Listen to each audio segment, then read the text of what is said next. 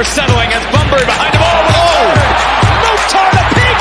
that puts us at 82, 49, and 8 on the season, hitting at a 62.5% clip. Back-to-back golden boots. That's 3 in a row for me.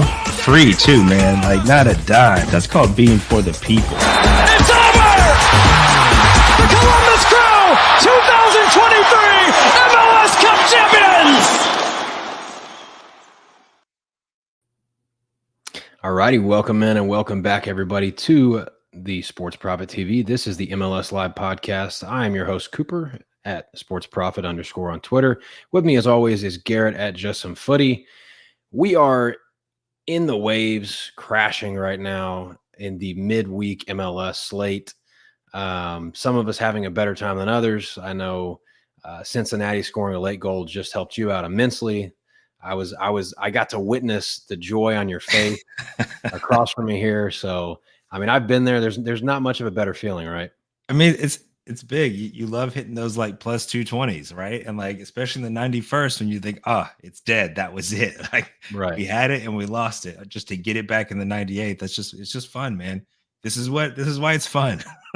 It is why it's fun. I mean, yeah, and yeah, we could definitely get into all that stuff, but yeah, so great week again last week. I want to say 4-2.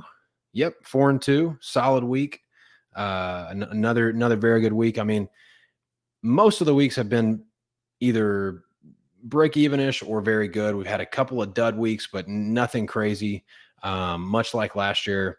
We've been good all around. We've had a couple of sweeps too. We've had a couple of sweeps. We've had a couple of the weeks where we have to, dig out the Pete Weber, who do you think you are? I am GIF in video, and that's reserved for a special occasion. If you know, you know. But yeah, we're back. We've got a special edition episode today because we're going to end the show with some Copa America coverage. I'm going to call it a mini preview because we're not going to preview. It's not going to be like an in-depth whole thing. This is an MLS podcast, but we're going to throw some nuggets out there, and they're all plus money. Every single Copa America look that we're giving today is a plus money look. That's going to be fun, and that's what Copa America. If Euros taught you anything, it's don't eat juice. Never eat juice. Yeah, do not trust. Don't do it. This is a big time international play. Everybody on the field is good, even the guys out there from Albania and Bolivia and whatnot. Yes, Kirk. Yes, I got to give my props to Prophet, as he was like leaning fire last show, and I was like, no way, I don't want Toronto, but I'm not trusting the Fire. And then, man, they took off. So yeah, I had to swag it out. I'm the biggest Fire fan in the world right now. Well, it makes me feel a little bit better. Money would have made me feel a lot better, but I can't blame you completely. I was on the edge about that one. Alex, welcome in. Yeah, we are perfect on our 3 units this year, but part of the reason that we're perfect is because we don't do them that much. I mean, it's reserved for a very special situation. Right now, we're dealing with international break. We're dealing with midweek stuff. So it's the fact that we're even doing a show. I mean, we're gonna do the best we can, but it's one of those weeks, right? And watch this international play and players being gone for both Euro and Copa America. I mean, it is killing my volume right now. Like I just, there's no way I can fire much on anything above my just regular 1 unit. So it just is what it is right now. Yeah, volume is down right now for everybody. I'm probably extending my guys probably like a week for free, just because like I just feel like if I can't get enough quality looks out there, and we're not sweeping, if we're not going 1-0 every single day, then you get to the end of the week, you've made 8 bets, right? So volume right now is a universal issue. Weekends are usually fine, but man, this international stuff it can be a little draining. All right, let's jump into it though, because we got some extra stuff to cover today. So we might as well rock and roll, see if we can get another good week on the board. If you want to jump in the chat, anybody that's the chat is always open. I think all you have to do is just like make a little YouTube account, and we do our best to respond and get back to everybody. If it doesn't interrupt the flow of the show, we'll even respond sometimes during the show. So But we will get it going. First play on the docket, Cincinnati, the team that just cashed you out. Going back to them here, in a game that involves them. Yeah, so it's similar as to why I played that both teams to score plus Cincy money line tonight, right? Tonight, since he's missing Miles Robinson, he's away on international duty, and Matt Miazga is hurt. He's got, I think they called it a laceration. I don't know if Miazga's back for Saturday, right? So if you're not Saturday, since he plays a back three, they're down 2 starting center backs. That's gonna, I think, open up some opportunity for a New England side who might be, I don't know, getting it together. They've got pieces missing as well through injury and whatnot. But they have started to score amazingly, right? The numbers are still awful, but this is I'm playing the spot here, right? Like we talked about the lines, we don't play teams, and so since New England scored in the last 3 games, which if you haven't paid attention this season, feels miraculous compared to how they've been playing this season. And Barrero, it's a welcome addition back, right? He's now got 4 games starting under his belt after coming back from that knee injury last year. And he's got assists in 2 of his last 3 games. So like he's starting to click, starting to find his feet. I think it's important. We know it since he can do. They put up 4 goals tonight on Philly. Acosta is still great, getting the game winner. And so I have no doubt that since he can score at home, that's not an issue. But I do think New England could net one here. And so when you're getting the price of both teams to score at -110, that's what I'm going to tap here. I think that's just a really good price on a relatively tough slate. There wasn't a ton I liked as far as straight bets here. So keeping the juice low, picking my spots. Yeah, I think both teams to score here has a chance. Yeah, I think it's definitely got a chance. I obviously you love the defensive absentees. Since Kelsey has come over, the young Venezuelan forward, I think they got him from was it Shakhtar? Did they get him from Shakhtar? Yeah, Yep. so they got him from Shakhtar over in Ukraine. It feels like they've been a little more willing to get after it in the attack and kind of open things up because they really do have a true target man now. And he's kind of along the lines of a Vasquez type. He's big, he's strong, he's got bunnies, he can get his head on it. He's exactly what they wanted and needed, and that's worked out. So obviously, you feel like FC Cincy's scoring at home is a foregone conclusion. I don't want to jinx it. Anything can happen in a game, but feel pretty good about that. And then, New England turning a tiny corner. And no midweek game for them. Yes, that was and big I for was me too. So just about to say that extra rest. Barrero back off the ACL. He obviously isn't like 100% yet, but like he's still Barrero, and they still needed somebody like that out wide, and that has seemed to make a pretty good difference. So I was looking at actually this exact play in my notes. I had this one written down as well. So I'll stamp this one. All righty. Moving on to the next one here. Next game on the docket involving everyone's favorite team, the Verde and Black. But that's not who I'm going to be betting on. Surprise, surprise. Let's see if I can make some money fading my team once this year. I'm taking Minnesota. Minnesota international break. They've had a few guys out, coming and going type stuff. I think Pookie is back for this one because Finland doesn't have any more international play.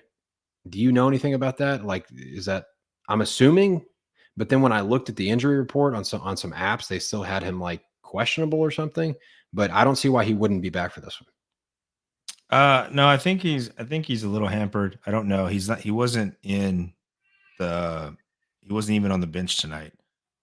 So I do think he's a little banged up. Okay. Regardless, this is an Austin fade, to be totally honest with you. Austin fade on the road. Minnesota has been very good at home. They've been one of the best home teams in Major League Soccer. There's nothing real complicated about this one. I think Austin is going to continue to skid. Obviously as soon as I said that, is it still Are they still leading? Yes, they're still beating LAFC at home 1-0. Basically, Austin scores first, and they're not bad at parking the bus with a low block, right? So, um, but I think Minnesota United takes care of business here. There's not a lot to say about this one. I'm fading Austin. They're horrible. I want them to lose. I want a new coach. I want to rebuild. Go Minnesota. Yeah, and Pookie doesn't concern me regardless. I think his time has come and gone. Like he's already lost the starting job. It's what is it, 15 games he's seen time this season, has 2 goals. So yeah. But the other guys with Canada, he got called up. No, I know, but I'm just saying like Pookie doesn't inspire me regardless, right? When you come to look at that team now, it's the guys playing tonight with Leguane, Laud, Jeong, like those guys are the dudes who are going to be threatening. Right. I like this play. I mean, I'm on LAFC tonight, right? Like at what I thought was a good price, and again, Austin's just being super annoying. So I could see a world where maybe I try to turn this into, because we know how Austin is on the road for the most part. Past couple of games that has had goals, but if I could turn this into Minnesota and under 3.5 or Minnesota under 4.5, I haven't checked lines, but if I could get that at plus money somewhere, I would feel a little bit better. But yes, I mean, like Austin's numbers are terrible. Their results recently have started to match those numbers and have been terrible, and so tonight might just be one of those midweek variance matches, right? LFC is the hottest team in the league, and Austin's beating them 1-0 right now. Like that, Yeah. You just get that stuff from time to time. It's annoying when it happens, but it is what it is. I think you can still go right back to fading Austin, even if they get all 3 points tonight. Yeah, I mean the two best teams in the league that were playing tonight was Columbus and LAFC, and the reason I'm excluding Miami is because they're missing all their players. So I'm not saying Miami is not the best team in the league with without Messi and Suarez and all those guys. And Columbus and LAFC both just kind of had your typical midweek dud where they just didn't get up for it. They weren't as sharp as they should have been. Man, I felt really good about both of these teams being ready to go, LAFC and Columbus, and they both just kind of laid duds. They didn't get up for it. Road trips midweek always bug me. I was willing to play LAFC tonight just because I think it was like minus 110. Like it was quite playable. But yeah, I mean, I only kept it to 1 because road games midweek are just terrible. You were on Columbus team total, weren't you? Yeah, because I didn't trust them to win. Like being on the road, like if you told me Miami without those guys put up 2, I'd be like, yeah, I mean, I could see it. This Miami team is some kind of anomaly. And yeah, they just couldn't quite get there. Got 1, couldn't get the second, dropped all 3 points. Again, it's midweek road games, man. They're rough. It's just practicing with Messi. All these players are becoming the best versions of themselves, essentially. I mean, really, like he's just freaking Robert Taylor and Cremonchi or whatever his name are look like superstars. Alrighty, on to the next one.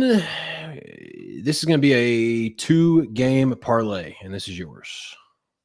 So this is, like I said, there wasn't a lot of like straight, so we're going to do a 2-leg parlay here. I'm going to take Rapids team total over 1.5, and I'm going to throw it in with a Crew full game over 2.5. So I don't care who scores in Crew Sporting KC. I just need that to get over 2.5 goals, and it's a nice plus 158. Both these plays I liked. They were just both a little out of my juice range, and so I said, okay, let me slap them together. For the Rapids, I'm basically attacking the worst road defense with Montreal giving up an expected goals against of almost 22 through 10 road games. And I mean, the Rapids, they're at home, right? Like I like them at home. They've hit that team total tonight on the road, surprisingly. So I'm down to try to run this back again and see if they can grab 2 at home versus, again, a question on Montreal side on short rest, doesn't have the depth or the talent that I think they should have for an MLS side. And so I think that's a really nice spot to lay. And then here we are with the Sporting KC over again, right? Like I'm officially riding this until the wheels fall off. Yeah. I think this is like with the hitting tonight because it's 2-3 right now. Last I checked. Yeah. I think we're looking at the over 3 has pushed or hit in 15 of the last 16 league games or something like that, right? Wow. So yes, give me the over 2.5 here. I think you get a probably an upset crew side, dropping points to that Miami squad. And yeah, so that helps it here, right? I think they get a chip on their shoulder. And Sporting KC have proven they might score, but they are going to leak, man. This team is not good. I've talked about it. I don't think this team gets better as long as that coach is there. And so, yeah, give me the over 2.5. I just need Rapids to pull 2, and I think you get a nice hit here at plus 158. I like it. I like riding, like you said, riding it until the wheels fall off. It's one of those situations that you come across in different leagues across the world, and different teams come to mind right now, where basically like you kind of know what your ceiling is. Like maybe if you got hot, super hot and overperformed, Sporting Kansas City could sniff the playoffs or maybe make the playoffs by the end of the year or something like that. But you're not a title contender. So let's just go, like, let's go score some goals. It's like let's open it up. Let's be exciting. It's kind of one of those things that Sporting Kansas City, that's what they look like this year, to be honest with you. So yeah, 15 out of 16 over 3 push or win is fantastic. And I'm right there with you. Other part of this, I wish I had backed Colorado tonight in hindsight, because I had written them down on my list. St. Louis City is in a big time lull right now with injuries, and like they desperately need help on the wing and in attack because they're banged up. I wish I had backed Colorado. So let's see. Colorado's going to be at home against Montreal. Okay. Yeah, I'm down with it. I think. I mean, I'm not going to trust Colorado to like grab points with Stefan in the net. Yeah. But yeah, I think to win, they might need to get 2. Montreal just finds a way to score some weird goals. So I think grabbing that team total at home is a good parlay leg there. Yeah, I'll be honest with you, man. I just don't have a great feel for the Rapids this year. So I'll just kind of say, let's win. Like, hope this play wins. But I don't have it, and that's not in a negative way. I don't have a negative take. Oh, yeah. I don't have a positive take. Nothing. I just don't have a feel for Colorado. I backed them early in the year. I think they're a team that's gotten better as the year's gone on because they had a lot of turnover. So that would make sense. I just don't have a great feel for them. So love the price on this one though. Plus 158. Never going to complain about that. All righty. Next one here. This one to me is pretty cut and dry. I'm rolling with RSL and LA Galaxy. We used to call this one, if you're listening out there, we used to call this one the Alex Classic. So that's a throwback shout out there for our buddy Alex. But this is both teams are scoring over 2.5 at minus 125.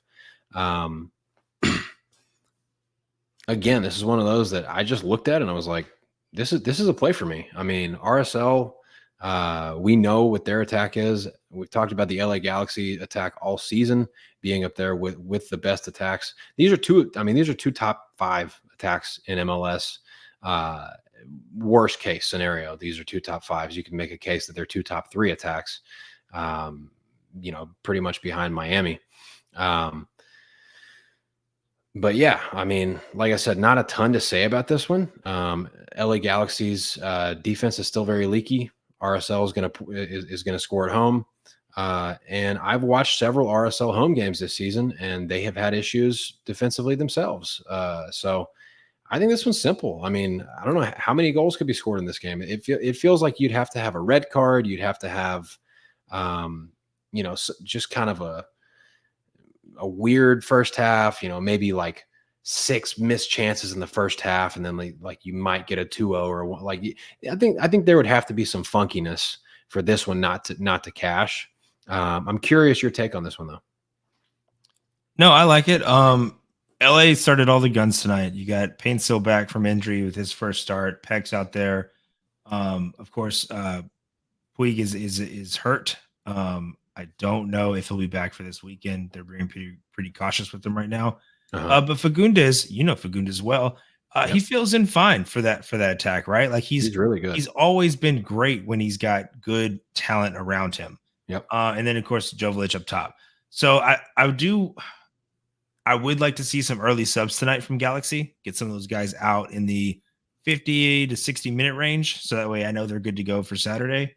Otherwise, you could see a little rotation, but with this Galaxy attack, a little rotation doesn't hurt them. RSL rotated pretty well tonight. I was happy with it. And they're still popping off. Like I said, I think the game is 3-2 for them right now. Yep. Crooks is back. He's playing. He came off the bench tonight. That's good. Yeah. I want to see more attacking pieces. So yeah, I think there's goals here for sure. I lean RSL as far as a side, so I think they get probably 2. But you do need Galaxy just to chip in 1, and this comes home. So I think that's very, very doable. Yeah, we posted a list a couple of weeks ago, basically most bang for your buck players in MLS, and RSL's Andres Gomez was number 1 on that list. He's been a really solid addition for. I think he's making like $79,000 a year or something right now for Salt Lake. He'll get called up that next window. He's not missing another call up, even on the good Columbia side. He's going to be playing for that national side sooner rather than later. Yeah, there's a role for him on that roster for sure, and he also won't be making $79,000 for very much longer. But he will make RSL a lot of money. Oh, no doubt about it. No doubt about it. All right, on to our next one here. Keep it moving right along. 5th play of the show coming up. Another 2-teamer or two gamer. Yes. So I've got the jersey. I've got the hat. Are the Fire warming up? They're unbeaten in 4 of their last 5. They've scored in all of their last 5. And here I'm getting their just to score, right? Their team total over a half. So I just need them to score versus Orlando. I think it is at the perfect parlay price versus a not good Orlando side sitting second bottom in the East and missing key guys to international duty. They conceded either 2 or 3 to Charlotte tonight, and at least one of those was on a red card. Like Charlotte was down a man and still scored. So Orlando's defense is super questionable. Even on the road, I think Chicago should be able to net 1. And like I said, I love the price it's at for a parlay leg. And then even though, I don't know, they're not showing up tonight, I do like LAFC at home. We talked about LAFC being a home and road like Dr. Jekyll and Mr. Hyde. However, they've been the hottest team in the league, and so I'm going to ride them. And they get a San Jose side that's allowed 26 goals in 9 away games. I get it that it's not a big road trip for San Jose. However, it is not playing in friendly confines, right? You're not playing in your home stadium. Right. And that's just a stat I can't ignore for an away defense. And so I kind of attack the LAFC has. I need them to score 2 with that team total, add it to Chicago Fire just contributing 1. And here you're with another plus money parlay. I love my parlays being plus money. And I think this one's just on a weird, tough slate. I think this is an easy play. LAFC just scored, by the way, so it's 1-1. Hopefully they can stoppage time winner for you. But and it's been all LAFC the second half, by the way, because I had it on another screen. But yeah, as far as this play goes, man, I saw you put out a hilarious tweet today, by the way, about Shaqiri for Chicago. Dude, I'm serious. If Chicago turned this into Switzerland, Shaqiri is a top 5 player in the world. Magic. Like he's up there competing with Messi for the Ballon d'Or. Like it's not. I'm serious. It was wild. I was standing like probably 10 yards away from my TV in my kitchen. I saw him score that beautiful goal today, and I was like, who was that? And then zoom in on Shaqiri. I was like, wow, that's nuts. There's a real good chance that's goal of the tournament. Like it was. I don't know. The young boy from Turkey, his goal yesterday was pretty ridiculous. You could not hit the corner like Shaqiri hit it if you were just a couple of feet away from the net and threw it. Right. Yeah. It was beautiful. But dude, I don't know what the numbers are. It would be fun to actually like break it down and separate the numbers and figure out what's going on. Is this Chicago team better without Shaqiri? I've said that for seasons. Yeah. Literally for years I've said that. So they're going to be without him here again, which is just it's good. I love back in Chicago when Shaqiri's not in the lineup. How wild. Yeah, it's just and he wants if the reports are true, he's already trying to get back to Europe anyway, so. Oh no, I think it's fairly obvious he's played his last game for Chicago. I mean, okay. When wow. you release Really? when you release a guy early to let him go play international when you don't have to, yeah, you're just saying you can go on. We're done. Jeez Louise. Well, will they be able to get him out and basically? I don't think they can sell him. I'll be honest. I don't think they can sell him. However, I do believe you get a second buyout this summer. Yeah. And I think they 100% will use that on Shaqiri. Okay. And then you have his DP spots available immediately, right? Yes. Yeah, cool. Okay, so this play. Yes, I'm cool with Chicago scoring a goal, even on the road here. Orlando defensively have not been what they have the last couple of seasons under Pareja, former FC Dallas coach. And no Shaqiri. So you got the no Shaqiri bump there for the Fire. And then LAFC team total over 1.5. I mean, yeah, fading the Quakes has been good all year. Talk about a team that just we were talking about teams that, you know, could do with being blown up and just rebuilt. I'm not saying blow the whole thing up. The kid that they got, the South American kid, has looked really good, but they've got some rebuilding to do. And another plus money look, which we like. So tough slate, like you said. We're piecing it together, and we'll rock and roll. All right, so that's 5 plays for you guys, and now into the special edition part of the show, and we will recap all the plays at the end of the show, just like we always do, in case anybody jumped in midstream. We are talking 2024 Copa America, which, if you've been sleeping under a rock, it involves the top CONCACAF sides this year joining the top South American sides, which is a really cool format. I mean, there's definitely been no shortage of soccer with MLS and Copa America, Leagues Cup, and qualifiers and nations. I mean, it's like there's been no shortage. These guys played more games than probably ever in history. It's getting wild. But in regards to this tournament, let's just jump into it, because here's the groups, right? We got 4 groups. We are going to throw out some nuggets, all plus money, like I said. Let's chit chat right at the start. It just looks so straightforward. There's such a drop off between the top teams in the groups and then the bottom teams. There's a pretty big drop off for the most part.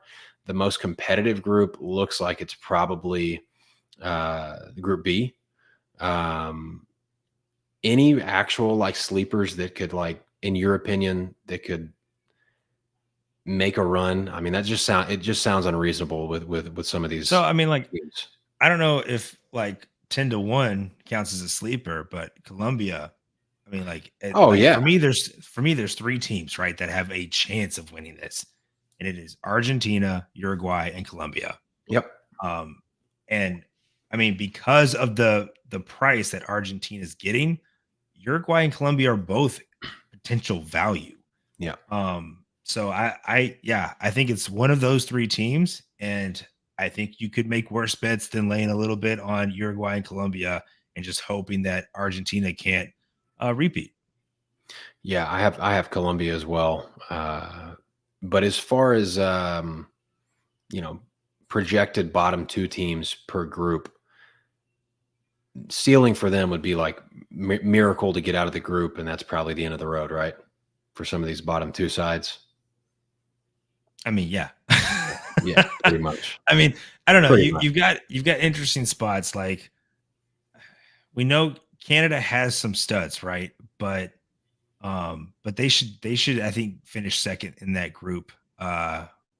Chile might have something to say about it. But so yeah, there's nothing that really stands out. Like, I mean, there's only I forget how many guys have won this. There's not like a ton. I'll have to look it up in a second, but like it's I was looking at like if will a repeat or will a new winner like win this year, right? Like a country that hasn't won it before. What was And it like? the no is like minus 650. Like it's like, Oh shoot. You're So definitely gonna have one of the studs repeating.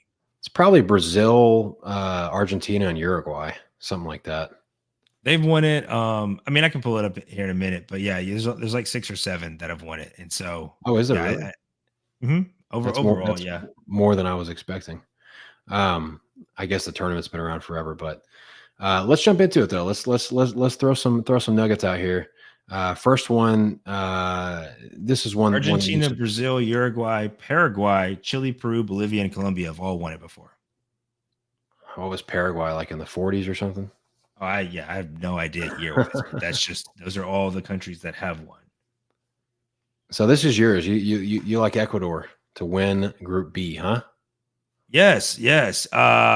Jamaica doesn't have the same star power they had in tournaments in Nations League. Leon Bailey isn't going to be there. Has Antonio been playing? Yeah, Antonio's been playing, but Antonio's as washed as you get. So he is washed. Gray's not going to be there. So they've been trying to work on getting these UK-born dual citizens to come, and they've got some plays. I mean, they've got some guys who can play. But there's a reason why they're picked to finish last in this group. And then Venezuela doesn't. They're typically not good. They are actually sitting in a pretty good spot in World Cup qualifying, but historically not good. And then this is the worst Mexico side in my life. Yep. And I don't think that's like a hot take. Like this Mexico side is not as scary as most other sides that I've been able to witness. And so I like Ecuador here in a competitive group. I'm getting them at plus money to win the group. And so but because I'm playing this, I'm probably not playing Ecuador at all in Group B matchups. Like I do like them in the first matchup. I think they're like minus 120 or minus 130 versus Venezuela. Venezuela, by the way, fun fact, their all-time record in this competition is 8 wins, 45 losses, 17 draws. Like wow. it's not great for them. So like, yeah, Ecuador at a playable price I like, but because I'm going this route, I probably don't play any action on them in group play because I just want this plus 160 to come home. That's fair. That's definitely fair. I'm going to segue right into mine because it's in the same group, and I already told you before the show that you're going to hate it. So here we are, Jamaica to qualify out of Group B. This has a lot to do with Mexico and Venezuela, to be honest with you. I am right there with you. Not having Leon Bailey is a huge stab, and not having Gray that hurts, no doubt about it. However, Jamaica plays up and down to competition. They just do. They are still talented. And they have played Mexico very close in the last couple of years. And they've got several draws and games that they have looked the better side. Mexico, like you said, they don't look good at all. This is one of the worst Mexican sides we've seen in a really long time. And I think Jamaica will have the athletic advantage over 2 teams in this group, and that's Mexico and Venezuela. I'm not saying like this is a lock, this is a slam dunk, but it's plus 400 to get out of the group. I think it can be done. At these odds, I'm willing to take a stab for Jamaica to, I mean, you're talking about, one win. This is a World Cup style tournament as far as, the round robin play. If they get 1 win over Mexico or Venezuela, or even 2 draws could potentially you could advance, depending on, how many goals you score and all that stuff. So plus 400, that's the bottom line for me here. And I'm right there with you with the state of Jamaica right now and their team. I'm right there with you, but I think they get up for it, and that could be enough if some things go their way. So Andre Blake was called up to the team, Philadelphia Union goalie. However, he is hurt. He will not be there. He's been asked anyways. Well, because he's been hurt all season. So I think they turned to Boyce Clark, the really the Reading Academy goalie, the kid. Yeah, dude. I mean, in the midfield, Leon Bailey not going to be there, right? So it's pretty much what Casey Palmer running that midfield. Now, in the attack is where it gets interesting, right? Like, Mikel Antonio, like I said he's washed, but I mean, he looks decent in CONCACAF competition, right? Like, this is a whole nother animal. But you got Bobby Reed. Shamar Nicholson, I think, is actually probably their best player when it's all said and done as far as who we think is going to be out there. Yeah. And I just don't think that's enough, man. But I don't hate taking a stab. Like, this is when you shoot your shot, right? Is on some kind of nice future. Because like they said, to not qualify, they're like minus 600, right? So this is where you would shoot that shot. And so Jamaica, I think, is going to sit back. I think they're going to try to absorb as pressure as they can because their defense isn't great, and then they'll try to counter. And that's where I think that athleticism can really come into play, right? If you're going to be a counterattacking team. So Jamaica is definitely a team I'm going to look at for a couple of both teams to score potentially. Right. Not versus Mexico. Venezuela is definitely interesting for that look. And I think even Ecuador, because I think Ecuador can put up a couple on Jamaica easily. So they might be able to sneak one in there too. So, yeah, I don't hate it. Jamaica might also be a team where, like, if you can get total goals for the tournament, I honestly don't know what that is. But if it's over 1.5 at a decent plus money price, that's interesting. Right. I'm right there with you. And like I said, I mean, the way these groups are set up, sometimes you just need one good result and you're through. And I think Jamaica is capable of that because they're not going to be the most put together team in the group. They're going to be probably the least put together team in the group as far as, organization for the most part. But they've still got talent. And man, I mean, this group is up for grabs. I'll just put it that way. I take it back. Jamaica is over 2.5 at like juice for a tournament goal. So okay. I'm no longer interested. I'm out. No, I wouldn't take that. But I do like the Jamaica Venezuela both teams to score if it's a decent price. I think that's probably my favorite of the ones you mentioned. All right, let's keep it moving. This is one that I really like actually. That after I looked at it, and it's one of yours. So yes, USA Group C runner up at plus money. This just fits to me. I think Uruguay will give USA fits. And I like the USA side. I think they're good, right? Like if they play up to their potential, they can hang with any team in this competition. I feel like I think there's enough talent there. However, I don't like Berhalter, right? However, what Berhalter does is he doesn't beat top teams, so you're not beating Uruguay, but you do beat up on lower teams. So Panama, Bolivia, like I think that's 2 wins there, and they get out of this group with 6 points. Uruguay probably has probably 9, but maybe 7. Maybe USA gets a draw. Right. But I fully believe Uruguay is going to score more goals versus Panama and Bolivia to get ahead on goal differential. So I think 7 is the best possible case scenario for USA in points. But Berhalter's not just going to let this team just run rampant on offense. Like it's not what he does. So Uruguay, who could literally hang 4 on anyone, like, and that's weird to say for a Uruguay side. Like they are usually for years have just been like, we sit back, we park it, we get our 1 goal on a set piece, and then we go home with 3 points. It's not that way anymore. Like that, they move the ball with freedom, and there's creativity with all that talent they've got in that side now. And so, yeah, I think Panama and Bolivia are going to get beat up in this group, and it's going to come down to either Uruguay taking 9 points or goal differential. And so I'm getting USA at plus money here for runner up. It just all makes sense to me. The Uruguay Panama game is going to have 6 goals.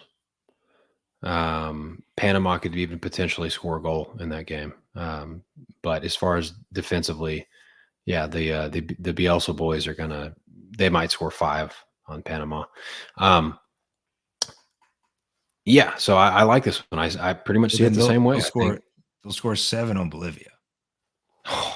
I don't know, dude, but Bolivia has more experience playing some of these South American teams. They might be able to work it. 100%. However, and we can roll into this with the next play, or because I have another play on Bolivia. Bolivia doesn't have the home field elevation advantage. Right, That doesn't right. exist here. That's the That's such only a way big they deal for get them. by. It's the only way they get by in South America is when they can have that home field elevation. That's gone. Yeah. And when they don't have that, it is not pretty. And you're right, they do have more experience playing these South American sides. But then if we just go recently, right? It was lost 3-0 to Colombia, lost 3-1 to Ecuador. Now, granted, these are friendlies, right? But still, you want to show something. Uruguay beat them 3-0. Argentina beat them 3-0. Brazil beat them 5-1. Like the big boys are going to beat up on them, and they've got 2 big boys in this group. And so here they are sitting with the second worst odds to concede the most goals. And I do think this is a spot where Uruguay and the USA can go off on them. And then I think Panama could do it too. Like if you said Panama, Bolivia was 3-1, 3-2, something like that, I would totally believe you. Yeah. So I'm looking at a team that could potentially give up 3 goals a game in this tournament. That's a ton. I mean, and I know we got big boys in other groups too, like Brazil and Colombia. They could score. But Costa Rica is the team with the worst odds to concede the most. But they play What's up? Is this a group play wager or is this the entire? No, this is whole tournament. Okay, so if they concede 10 goals and then say